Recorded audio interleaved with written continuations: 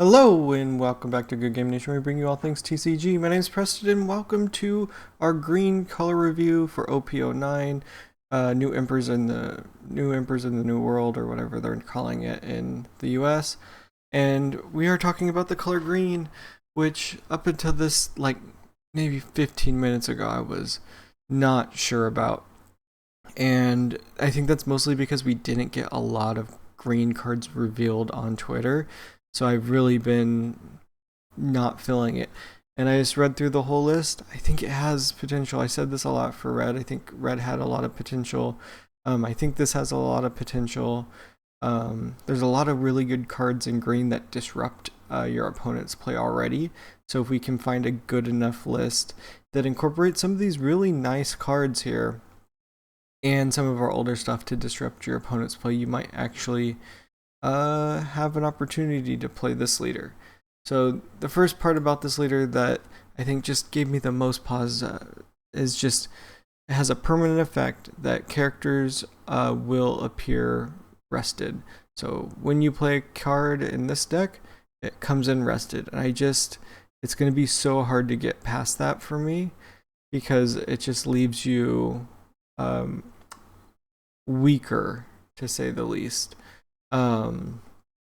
But it has a really great once per turn effect. You rest 3 Dawn, you ramp 1 rested Dawn, and then you get to play a 5 or less Odyssey character. And I think that's what really changes it for me. It ramps, it brings out a character, and you get to bring a 5 or less for 3 and gain a Dawn. I'm trying to figure out if you have to ramp that 1 Dawn to be able to do the rest, or if it's just actually and.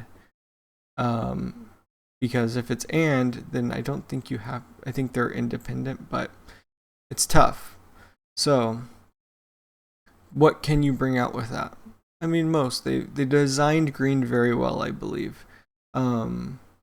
We have Usopp here. If 2 rested characters are in play when he's played, draw 2, discard 2. I think it's great. He should be included in that. So all you have to do is have 1 other card on board, activate Lim's effect, bring out Usopp, draw 2, discard 2. That's nice. We like the cycling. We like to see new cards.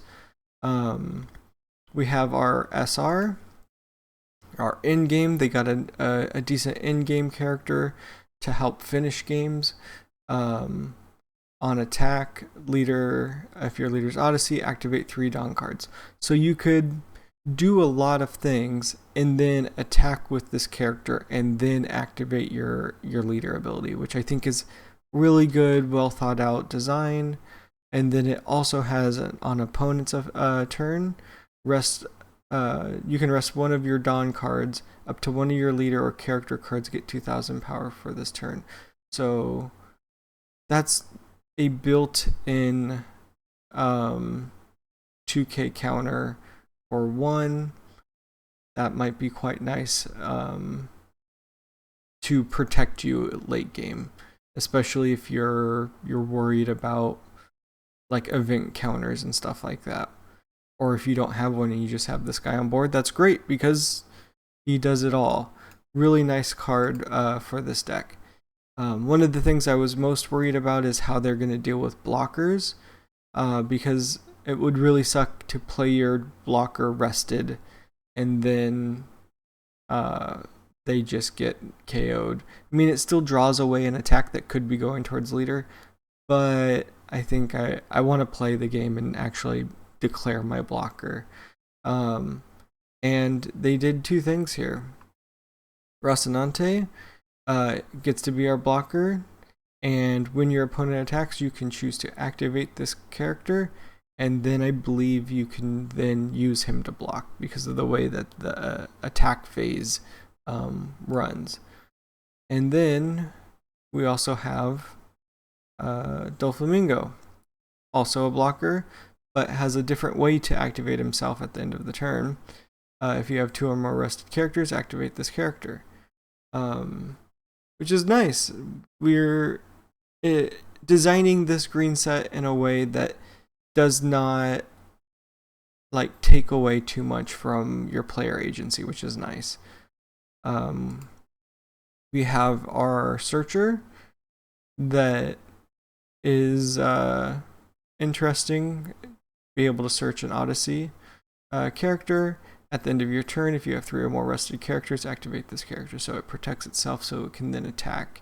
And a 3-cost 5k is not that bad. It's a pretty nice balance for this card here. I mean, this chopper will let you activate a 4 or less. Sakazuki is KOing a 5 or less.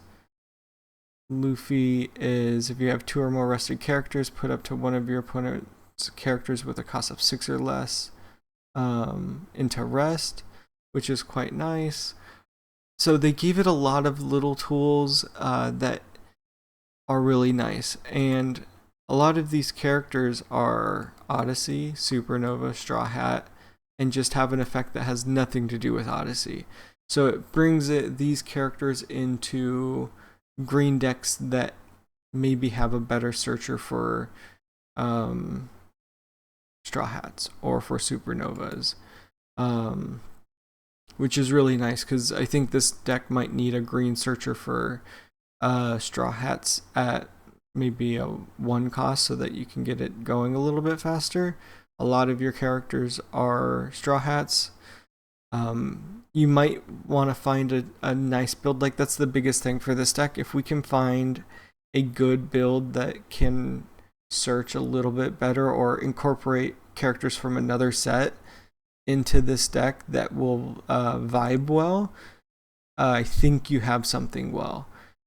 Now, to wrap up my thoughts on this, I don't think this is going to stand up to the best of them, unfortunately. I think it is going to still end up being a little too slow and not aggressive enough to compete with our S tier meta stuff. But at the beginning of every format, any leader has a chance because a lot of people are going to be testing and trying to figure out if they can find the cracked version of this deck. So I think at the beginning of the format, we might see a couple limbs doing well, and the rims doing well, and then as the meta gets more defined, we'll see the black leaders rise up as they always do, because the black color is just gonna be annoying forever, and it continues to get more annoying. So we'll have to see how it shapes up, but I do believe early on this will be a fun deck. I think this is a really good, fun local deck, and if we can find some ways to disrupt and slow down your opponents, I think we have a good, fun local deck. Event cards are okay. This one activates 2 of your rested characters, which is pretty cool. 2k counter, and if you have a Odyssey leader, 2 or more rested characters, activate 2 rested characters. That's really cool. You could also possibly play like Spiderweb or Paradise Waterfall, or just run 4 of these and then find your favorite 4k counter or something like that. So I don't know, guys. What do you think about green for this set? I was really apprehensive about talking about them because I just didn't have a good feeling, but I think they did a really good job designing this set to have a good chance for open play. I don't think it's going to be competitive because competitive decks are just dumb, and this doesn't have that one thing that's just dumb, stupid, go in hard, and it's going to win you games. So it is a good archetype. I think they did really well designing it, but I don't think it has what it takes to rise to the top of the meta, unfortunately.